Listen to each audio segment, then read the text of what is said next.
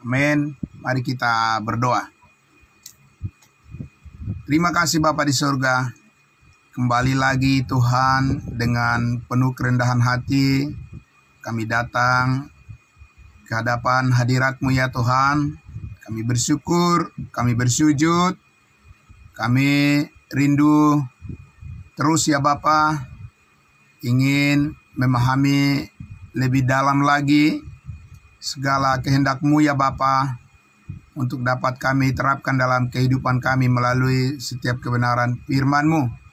Kami berterima kasih untuk hari yang baru yang Tuhan berikan bagi kami semua. Sebelum kami melakukan berbagai aktivitas kami yang lain, kami terlebih dahulu bersama-sama memuji-muji nama-Mu, memuliakan-Mu ya Bapa di tempat yang maha tinggi, dan juga meninggikan kebenaran firman-Mu dengan selalu siap meresponi setiap pemberitaan kebenaran yang Engkau bukakan bagi kami semua.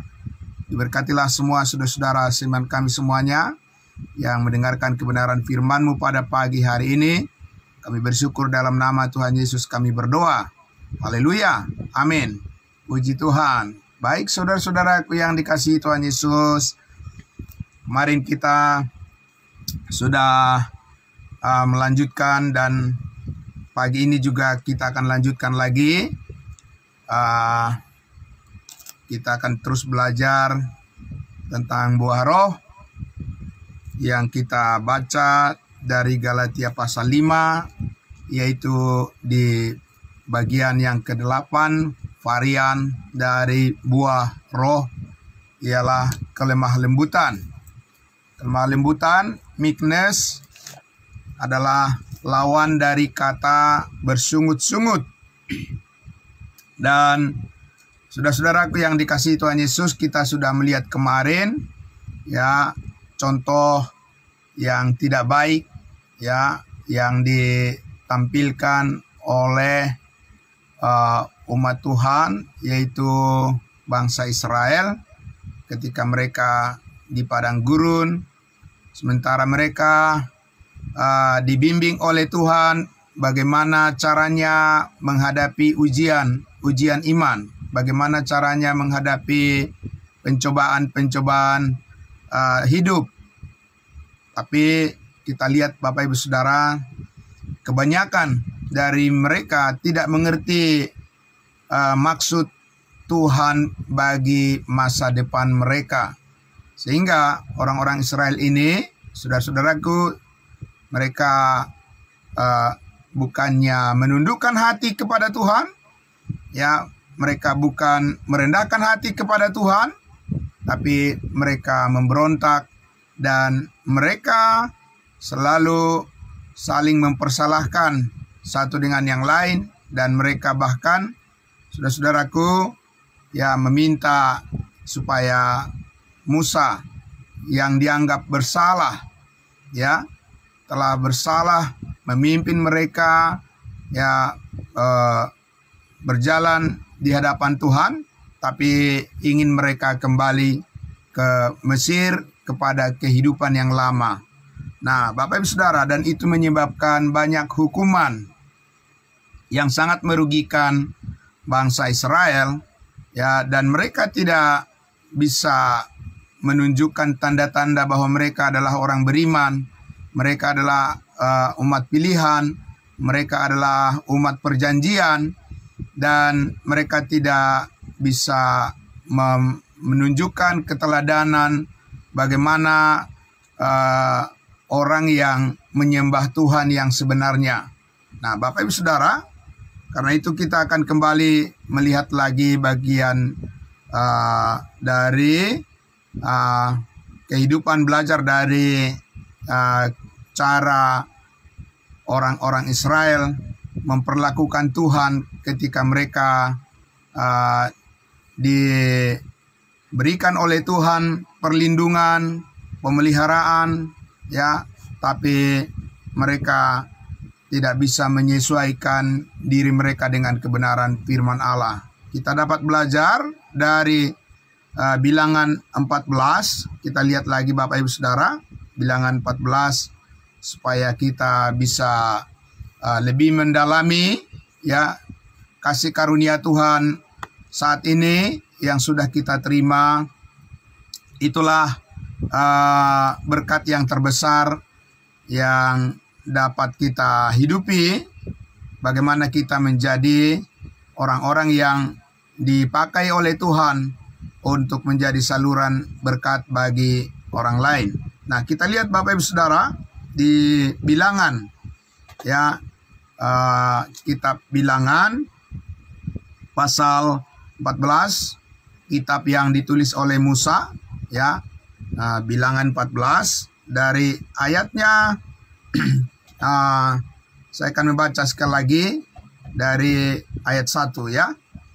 Bilangan 14 dari ayat 1. Lalu segenap umat itu mengeluarkan suara yang nyaring dan bangsa itu menangis pada malam itu. Bersungut-sungutlah semua orang Israel kepada Musa dan Harun, dan segenap umat itu berkata kepada mereka, sekiranya kami mati di tanah Mesir atau di padang gurun ini, mengapa Tuhan membawa kami ke negeri ini supaya kami tewas oleh pedang dan istri serta anak-anak kami menjadi tawanan?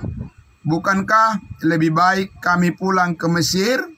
Bapak Ibu Saudaraku yang dikasihi Tuhan Yesus, inilah cara pandang ya budak, ya cara pandang manusia yang masih diperbudak oleh kuasa dosa, diperbudak oleh keinginan daging.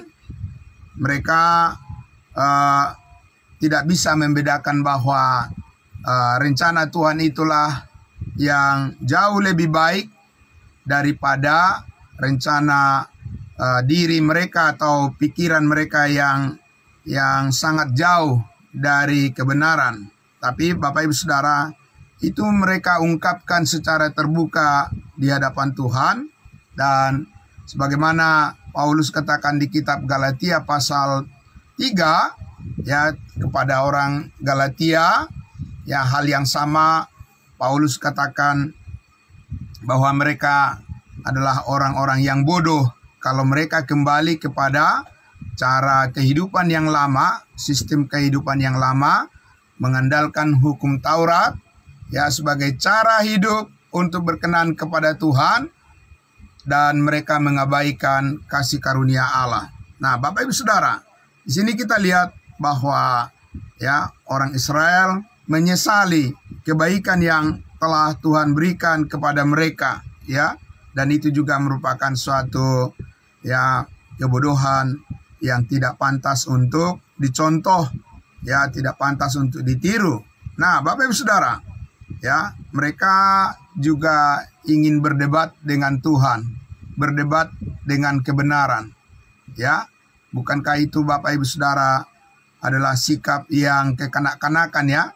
Sikap kekanak-kanakan, tidak ada kedewasaan di situ. Orang dewasa harus bersyukur karena kebenaran dan belajar merenungkannya, belajar menghidupinya, ya, bukannya berusaha mempersalahkan orang lain, mempersalahkan pemimpin, ya, seperti yang dialami oleh Musa, ya, yang diperhadapkan, ya, kepada orang Israel yang selalu bersungut-sungut dikatakan.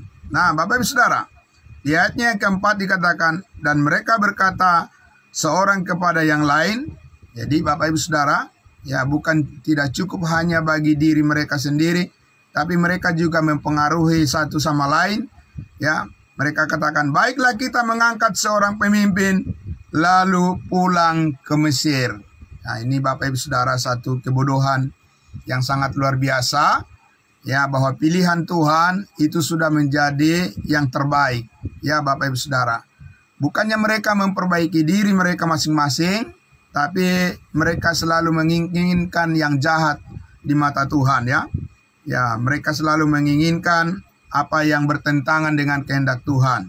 Ayat 5. Lalu sujudlah Musa dan Harun di depan mata seluruh jemaah Israel yang berkumpul di situ, tetapi Yosua bin Nun dan Kaleb bin Yefune yang termasuk orang-orang yang telah mengintai negeri itu mengoyakkan pakaiannya dan berkata kepada segenap umat Israel, Negeri yang kami lalui untuk diintai itu adalah luar biasa baiknya.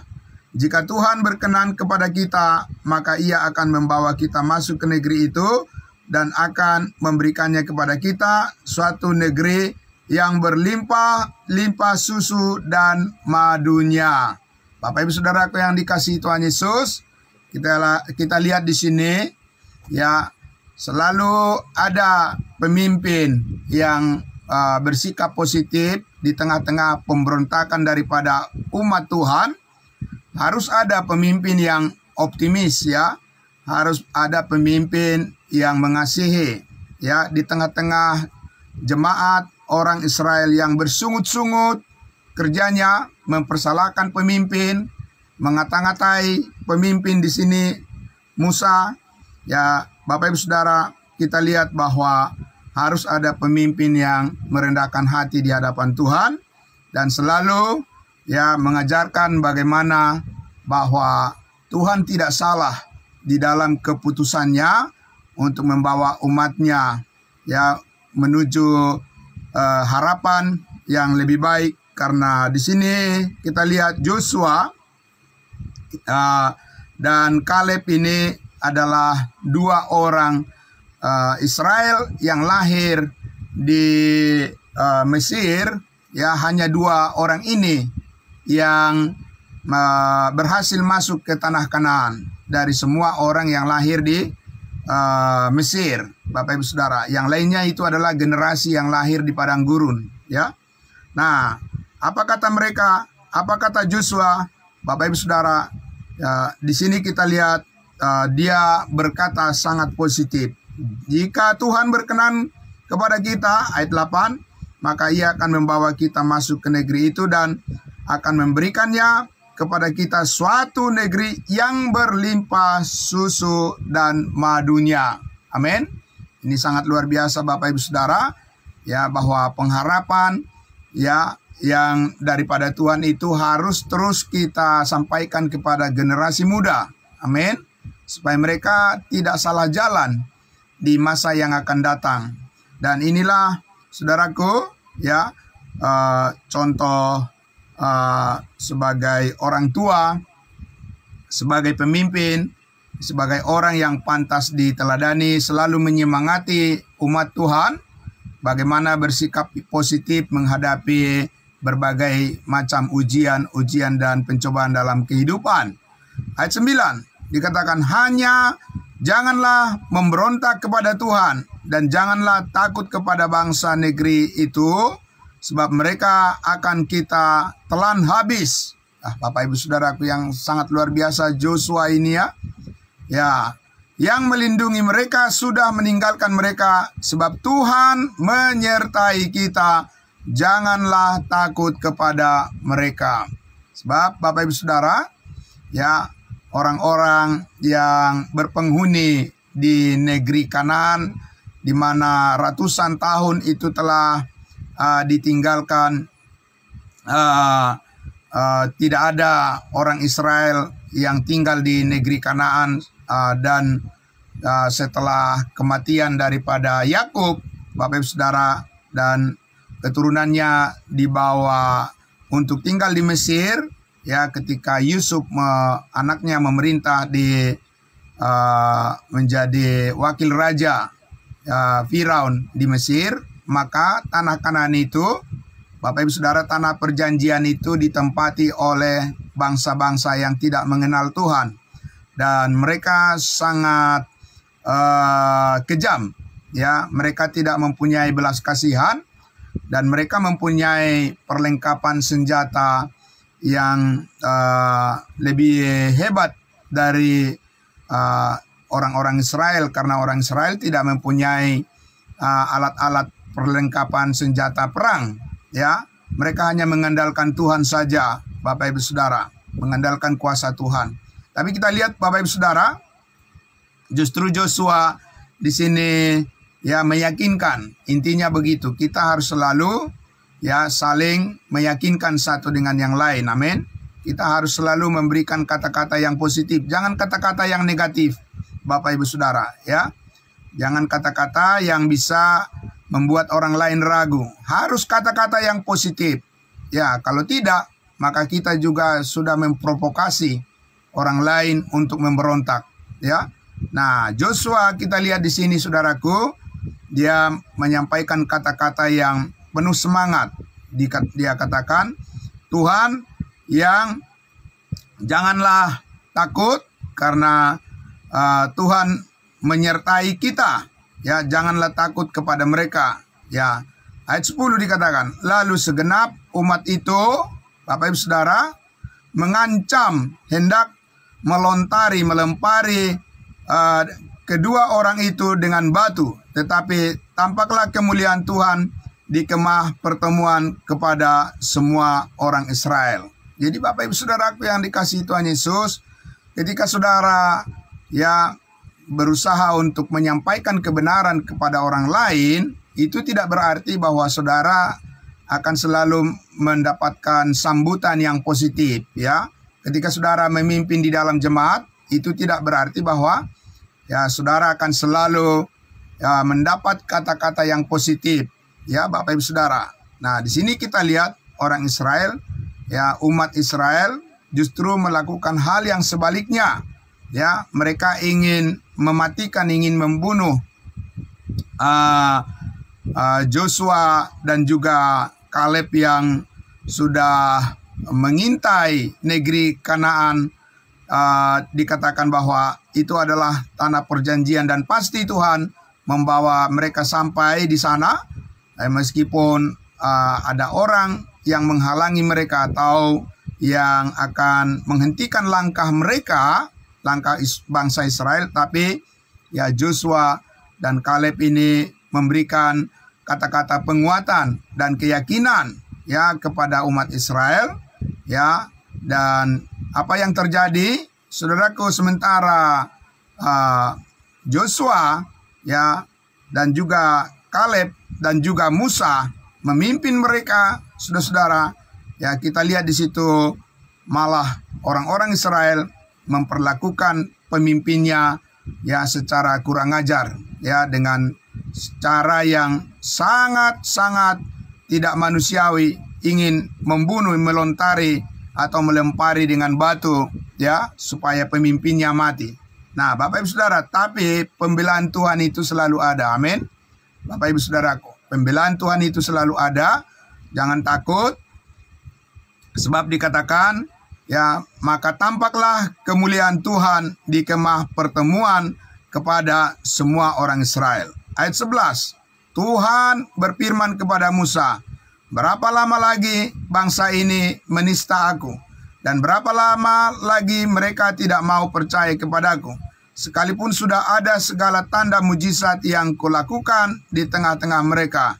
Aku akan memukul mereka dengan penyakit sampar dan melenyapkan mereka, tetapi engkau akan kubuat menjadi bangsa yang lebih besar dan lebih kuat daripada mereka. Saudaraku yang dikasihi Tuhan Yesus, maka kita lihat di sini Tuhan campur tangan, ya. Ya, Tuhan campur tangan dan tidak membiarkan hambanya ya diperlakukan begitu saja, bahkan oleh umatnya sendiri. Tapi pembelaan Tuhan itu pasti ada. Pembelaan Tuhan itu pasti datang, Bapak Ibu Saudaraku. Sehingga Tuhan mengatakan bahwa yang bersalah itulah yang harus dihukum. Ya, orang yang bersalah itulah yang harus menanggung akibatnya.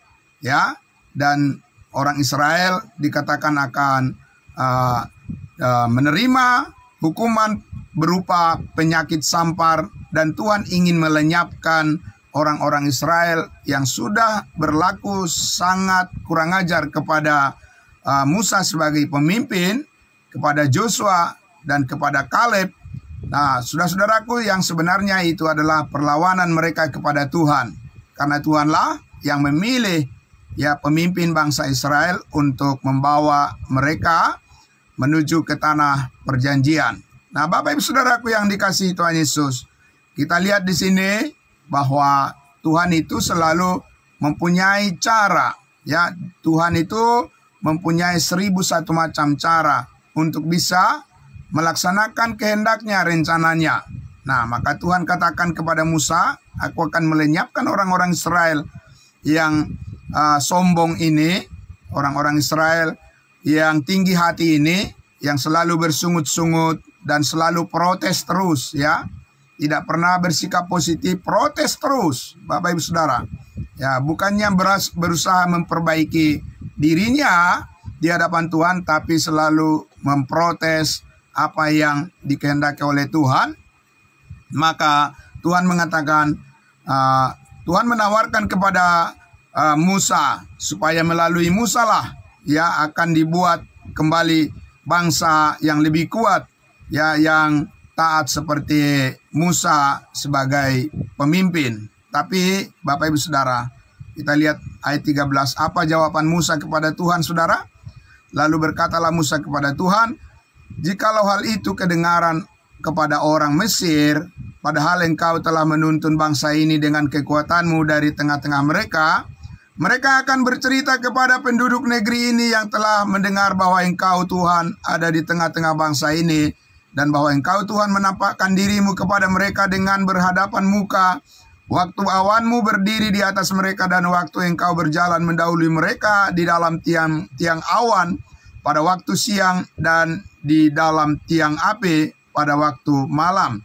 Jadi, jikalau engkau membunuh bangsa ini sampai habis, maka bangsa-bangsa yang mendengar kabar tentang engkau itu nanti akan berkata, oleh karena Tuhan tidak berkuasa membawa bangsa ini masuk ke negeri yang dijanjikannya, dengan bersumpah kepada mereka, maka ia menyembelih mereka di padang gurun. Bapak Ibu Saudaraku yang dikasihi Tuhan Yesus, luar biasa Musa ini, Saudaraku.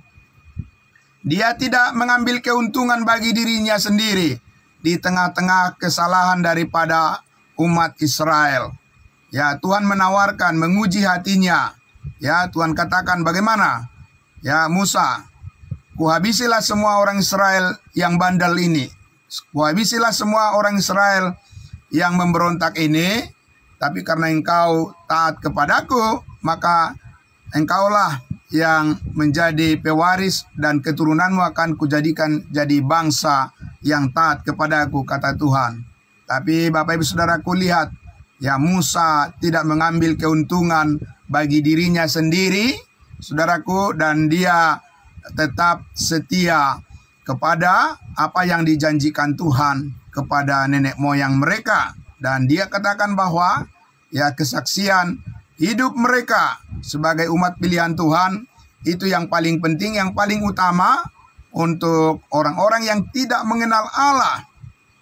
Jangan sampai mencela ya bahwa perjalanan hidup orang Israel ini harus tetap berhasil dipimpin oleh Tuhan.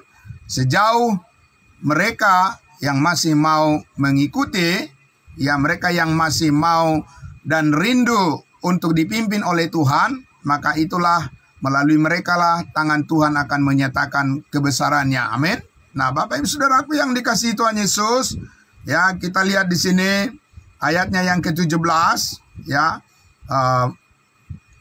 Musa mengatakan, jadi sekarang biarlah kiranya kekuatan Tuhan itu nyata, kebesarannya seperti yang kau firmankan, Tuhan itu berpanjang sabar, amin, dan kasih setianya berlimpah-limpah, ia mengampuni kesalahan dan pelanggaran, tetapi sekali-kali tidak membebaskan orang yang bersalah dari hukuman, bahkan ia membalaskan kesalahan bapa kepada anak-anaknya, kepada keturunan yang ketiga dan yang keempat.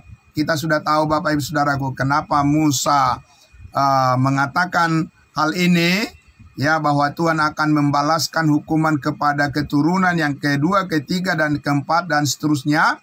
Karena orang Israel hidup di bawah hukum Taurat, maka hukuman itu belum dicabut. Bapak Ibu Saudara, hukuman dosa keturunan itu belum dicabut. Tapi ketika Tuhan Yesus mati di atas kayu salib, saudaraku, dia sudah menebus kita dari hukum Taurat, menebus orang Israel dari kutuk hukum Taurat dengan menjadikan Yesus Kristus sebagai kutuk karena dosa manusia, karena dosa kita. Maka sekarang kutuk itu telah dipatahkan, telah dibebaskan kita dari hukuman dosa dan hukuman maut. Sekarang kita mempunyai kemerdekaan di dalam Kristus Yesus. Tidak ada dosa keturunan yang mengenai orang percaya saat ini, Bapak Ibu Saudara. Ya, karena sekarang kasih karunia Allah telah membebaskan kita dari kutuk dosa dan kutuk maut. Sebab darah Yesus Kristus telah tertumpah di atas kayu salib. Darah yang sempurna itu telah menguduskan kita satu kali untuk selama-lamanya. Maka di hadapan Tuhan kita adalah orang-orang yang telah dimerdekakan dari kutuk dosa dan kutuk maut. Amin. Jadi itu perbedaannya, Bapak Ibu Saudara. Ya, jadi jangan kita tidak memahami firman Tuhan yang mana yang ditujukan kepada kita sekarang dan yang mana firman Tuhan yang ditujukan kepada orang Israel pada saat itu. Bapak Ibu Saudara, tidak boleh dicampur adukan. Kalau kita campur adukan, Bapak Ibu Saudara, kita sangat rugi, ya. Maka kita akan berputar-putar lagi seperti orang Israel di padang gurun, tidak tahu jelas bagaimana kasih karunia Tuhan. Yang harus kita nikmati saat ini adalah kita sudah hidup dalam damai sejahteranya, amin. Bahwa kita telah dibenarkan oleh iman, melalui iman kepada Yesus Kristus, kepada karya penyelamatan yang dilakukan oleh Yesus Kristus yang sempurna di atas kayu salib. Maka sekarang kita memperoleh damai sejahtera dan sukacita bahagia di dalam kasih karunia-Nya, amin. Nah, Bapak Ibu Saudara, bahwa segala dosa kita sudah diampuni oleh Tuhan Yesus di atas kayu salib adalah tanda bahwa kutuk, ya, untuk keturunan yang kedua, ketiga, ya, keturunan yang pertama, kedua, ketiga, keempat, dan seterusnya, semuanya itu telah dipatahkan oleh kuasa darah Yesus. Amin. Itulah yang kita percayai saat ini, sebab Paulus mengatakan kepada jemaat Galatia dan juga kepada kita bahwa saat ini kita telah dibenarkan oleh darah Kristus.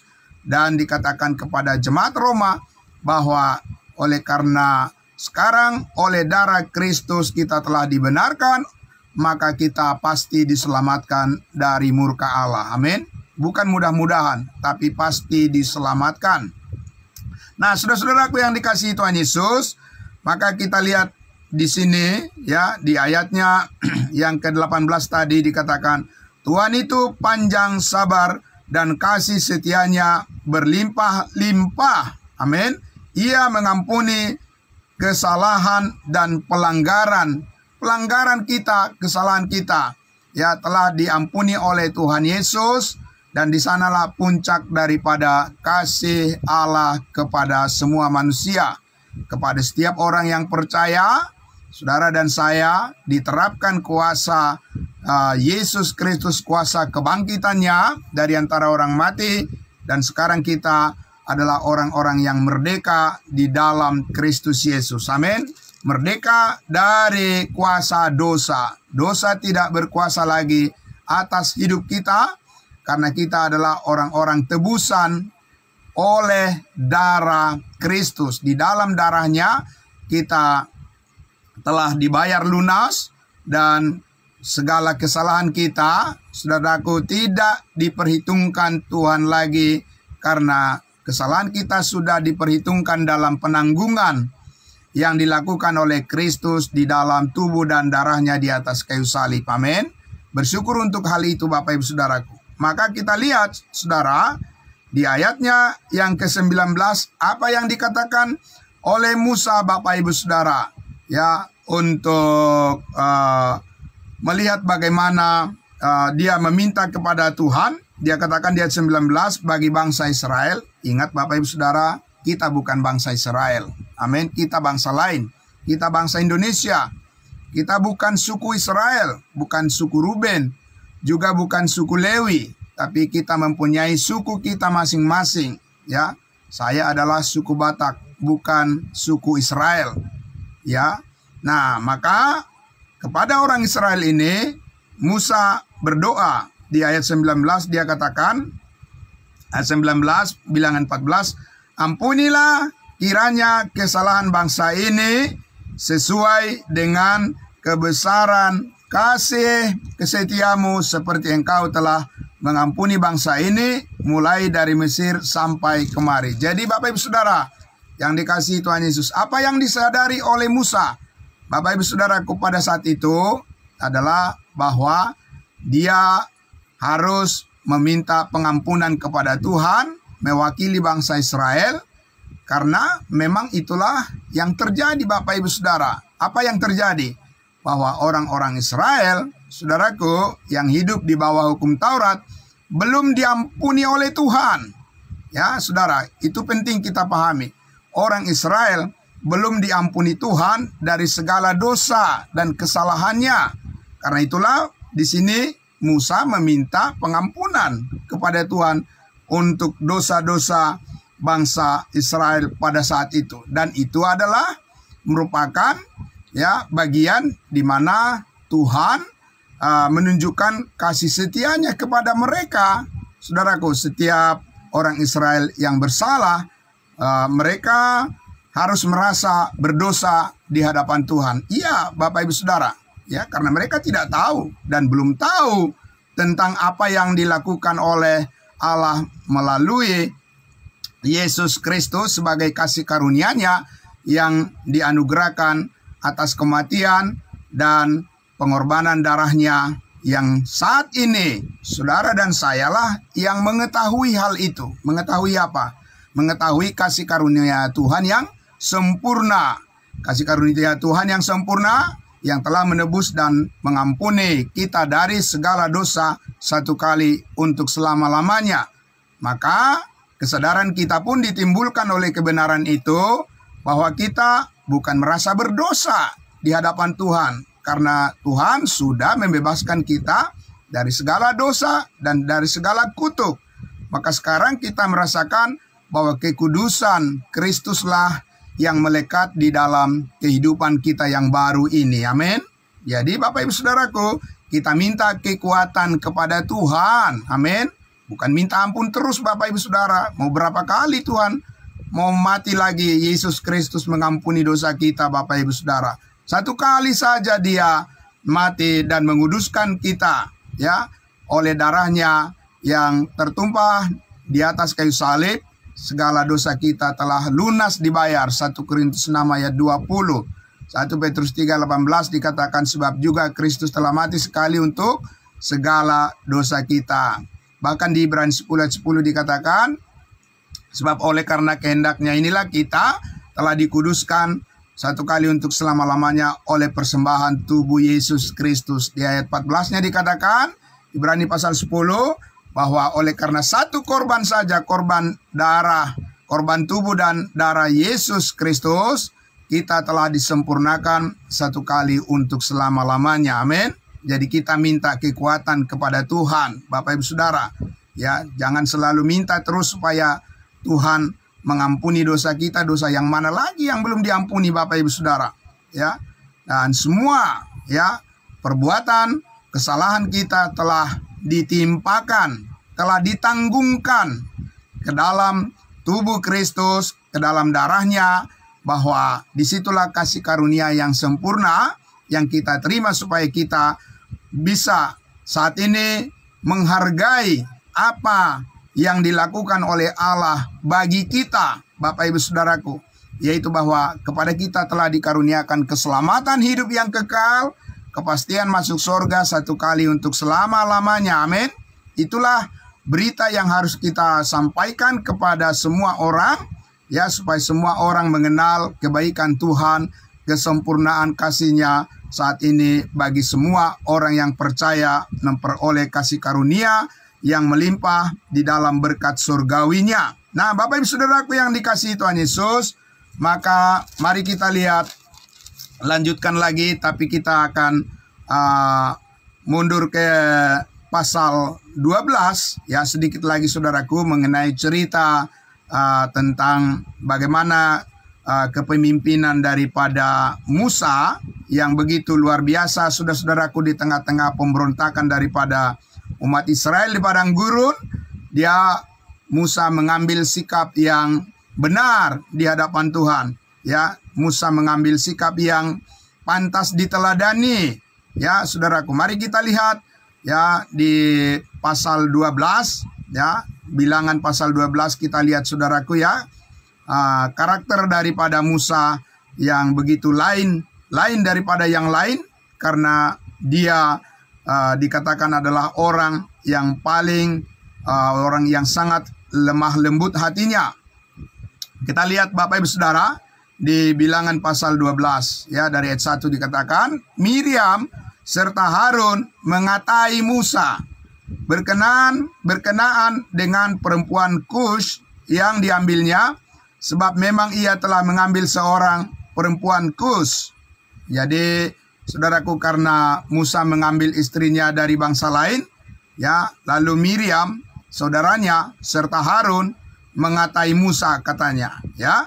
Saudaraku yang dikasihi Tuhan Yesus, ayat 2 dikatakan, kata mereka, sungguhkah Tuhan berfirman dengan perantaraan Musa saja? Bukankah dengan perantaraan kita juga ia berfirman? Dan kedengaranlah hal itu kepada Tuhan. Ya pasti Bapak Ibu Saudara kedengaran, karena Tuhan itu maha mendengar. Tuhan itu maha tahu, tidak ada yang tersembunyi baginya. Ya, jadi ketika Miriam serta Harun ini mengatai Musa, mengata-ngatai Musa di belakang-belakang, saudaraku, Tuhan mendengarnya dan ya Tuhan membela tentunya Bapak Ibu Saudara, tidak membiarkan begitu saja, karena setelah kedengaran kepada Tuhan dikatakan di ayat 3 dan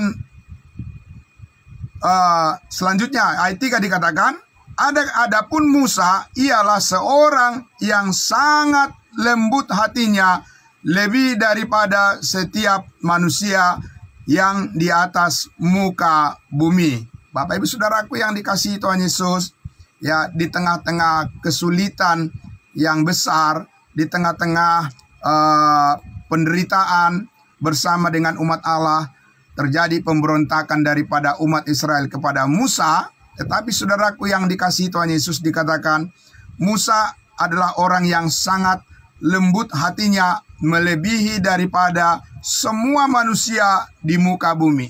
Ya, saudaraku yang dikasihi Tuhan Yesus, ujian terhadap seseorang, buah roh ialah kelemah lembutan. Saudaraku yang dikasihi Tuhan Yesus, tentunya itu tidak terjadi hanya dalam 1 hari, 2 hari. Itu adalah merupakan pembentukan daripada Tuhan, karakter yang lemah lembut hatinya seperti Musa ini, karena dia sudah belajar Bapak Ibu Saudaraku, di tengah-tengah bahkan pemberontakan daripada umat Israel, dia selalu bersandar kepada kuat kasih, setia, dan kemurahan hati Tuhan. Amin. Nah, itulah yang perlu kita contoh Bapak Ibu Saudara, di saat kita menghadapi konflik, di saat kita menghadapi masalah-masalah di dalam kehidupan kita dengan siapa saja, maka saudara-saudara, pentinglah kita terus bersandar kepada kasih karunia Tuhan. Amin. Karena kasih karunia Tuhan itulah yang dapat mencukupkan ya apa yang kita perlukan, supaya ketika kita lemah, maka kita dikuatkan oleh Tuhan. Amin. Nah, Bapak Ibu Saudaraku, di ayatnya yang keempat dikatakan, lalu berfirmanlah Tuhan dengan tiba-tiba kepada Musa, Harun dan Miriam, keluarlah kamu bertiga ke kemah pertemuan. Nah, ini ada pengadilan dari Tuhan pada mereka. Maka keluarlah mereka bertiga. Lalu turunlah Tuhan dalam tiang awan dan berdiri di pintu kemah itu, lalu memanggil Harun dan Miriam. Maka tampillah mereka keduanya. Lalu berfirmanlah ia, dengarlah firmanku ini. Jika di antara kamu ada seorang nabi, maka aku, Tuhan, menyatakan diriku kepadanya dalam penglihatan. Aku berbicara dengan dia dalam mimpi, bukan dengan hambaku Musa, seorang yang setia dalam segenap rumahku. Berhadap-hadapan aku berbicara dengan dia terus terang, bukan dengan teka-teki, dan ia memandang rupa Tuhan. Mengapakah kamu tidak takut mengatai hambaku Musa? Bapak Ibu Saudaraku yang dikasihi Tuhan Yesus, jadi kita melihat di sini bagaimana pembelaan Tuhan terhadap Musa, karena Musa melakukan apa yang benar di hadapan Tuhan. Dan Tuhan berbicara kepadanya, telah menunjukkan bagaimana ya Tuhan mengaruniakan kepada Musa suatu pengetahuan, suatu pemahaman. Secara kasat mata dikatakan Tuhan telah berbicara kepada Musa bahwa Tuhan tidak salah memilih pemimpin. Amin. Bapak Ibu Saudaraku, Tuhan tidak salah memilih pemimpin mereka. Dan yang seharusnya mereka menghormatinya, bukan mengatainya di belakang-belakang, Bapak Ibu Saudara. Jadi seperti orang Israel ini harusnya menghormati Musa sebagai pemimpin, karena Musa tidak bermaksud apa-apa mencari keuntungan bagi dirinya sendiri. Kita lihat tadi Bapak Ibu Saudaraku, Tuhan sudah mengatakan, "Hei Musa, bagaimana kuhabisilah semua orang Israel yang bersungut-sungut ini, dan aku menjadikan bangsa yang baru melalui dirimu. Bagaimana? Kau terima tawaran ini?" Musa mengatakan, "Oh tidak Tuhan, tetaplah engkau setia kepada janjimu, ya tetaplah engkau memelihara umatmu Israel." Bapak Ibu Saudaraku yang dikasihi Tuhan Yesus, ya ketika kita merenungkan ya apa yang dikatakan oleh Rasul Paulus, buah roh ialah kelemah lembutan, meekness. Bapak Ibu Saudaraku, Tuhan menginginkan supaya kita lebih dalam lagi masuk kepada pengertian tentang kasih karunia Tuhan yang terus mengubahkan hati dan pikiran kita, hidup kita Bapak Ibu Saudaraku, di dalam kerendahan hati Yesus Kristus, di mana Dia adalah Allah, tetapi Dia datang sebagai manusia ke dunia ini dan mengambil rupa ya seorang hamba, dan Dia taat sampai mati di atas kayu salib, Bapak Ibu Saudara, untuk menebus dan mengampuni segala dosa kita.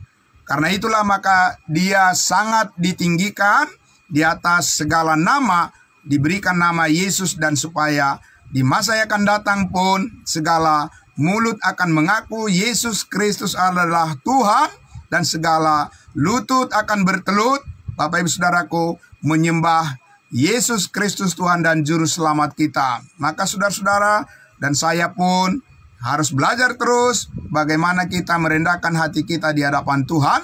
Saudaraku, kita belajar untuk menghormati pemimpin kita, belajar kita untuk mendoakan pemimpin kita. Bapak Ibu Saudara, belajar kita untuk menghormati apa yang Tuhan telah berikan kepada kita. Kita belajar untuk saling mendoakan dan saling meneguhkan, saling menguatkan satu dengan yang lain. Amin. Bapak Ibu Saudaraku yang dikasihi Tuhan Yesus, biarlah pekerjaan Roh Kudus ini selalu membesarkan hati kita, dan kita satu dengan yang lain saling mendukung Bapak Ibu Saudara dalam pekerjaan Tuhan. Kesatuan hati kita oleh karena Roh Kudus telah berdiam, tinggal di dalam kehidupan kita, di dalam hati kita, maka kita percaya kita dimampukan untuk selalu bersatu, melakukan pekerjaan Tuhan, melakukan pemberitaan akan Injil kasih karunia Allah. Kabar baik ini harus didengarkan oleh semua orang. Amin.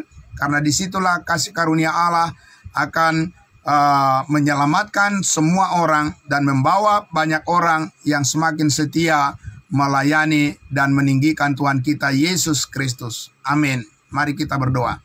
Bapa di dalam surga, terima kasih. Kami sangat bersyukur ya Tuhan. Ya, kami mengetahui banyak hal tentang buah roh yang membesarkan hati kami dan memberikan kami kesejukan supaya kami tetap bersyukur dan belajar untuk taat dan bertumbuh ke arah Tuhan, ke arah kasih karunia-Mu. Hati dan pikiran kami terus diperbaharui, karena dengan demikian kami dapat membuktikan apa yang baik dan apa yang sempurna yang berkenan kepada Tuhan. Terima kasih Bapa dalam surga. Diberkati semua saudara-saudara seiman kami yang pada pagi hari ini telah berkenan hati mereka terbuka untuk menerima segala firman-Mu. Engkau yang melimpahkan segala kebaikan-Mu dalam kehidupan setiap saudara-saudara kami yang selalu bersatu hati, selalu merendahkan hati di hadapan Tuhan, rindu untuk mengambil bagian di dalam setiap pelayanan pekerjaan Tuhan Yesus yang Kau percayakan supaya kami hidup di dalamnya. Terima kasih Bapa dalam surga, terpuji nama-Mu kekal selama-lamanya. Amin. Terima kasih saudara-saudaraku, selamat pagi untuk kita semua. Ya, salam kudus. Ya, salam. Kita akan jumpa besok pagi lagi. Saya serahkan kembali kepada hambanya, Bapak Pendeta Pardosi. Siapa yang membawa doa syafaat pada pagi hari ini? Ya, Ibu Nurima Mamora ya. Baik, terima kasih. Silakan. Tuhan Yesus memberkati kita. Ya, salam. Shalom, terima kasih.